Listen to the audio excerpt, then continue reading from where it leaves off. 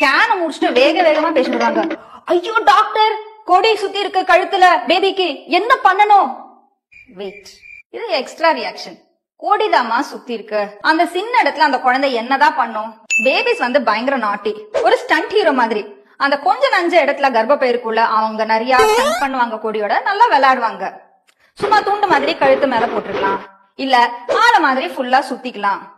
Sometimes விளையாடுறச்ச round கட்டி ஃபுல்லா சுத்திக்கலாம்.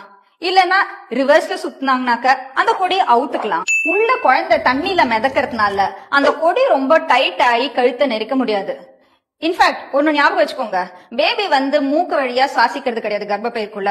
அவங்களுக்கு மதர்ட்ட இருந்து ரத்த ஓட்டத்தினால தான் பேபிக்கு ஆக்சிஜன் போறது. சோ கழுத்து டைட்டா இருக்கனால யூஸ்வலா ப்ராப்ளம் ஆகாது கொடி.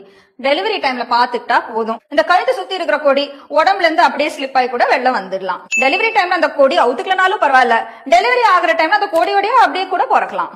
சோ எல்லாம் கழுத்து சுத்தி இருக்கிற கொடிக்கு சிசேரியன் தேவையில்ல. பேனிக் ஆகாதீங்க, உங்க டாக்டரோட போய் டிஸ்கஸ் பண்ணுங்க. சுபப்பிரசவம் தாராளமா பார்க்கலாம். கொடி கட்டி பறக்க போற குழந்தைய கொடி சுத்தி பிறக்கிறத பத்தி கவலைப்படாதீங்க. கொடியா உங்க ஃப்ரெண்ட்ஸ் இந்த கொடி பத்தி ஷேர் பண்ணுங்க. மறக்காம ஃபாலோ பண்ணுங்க.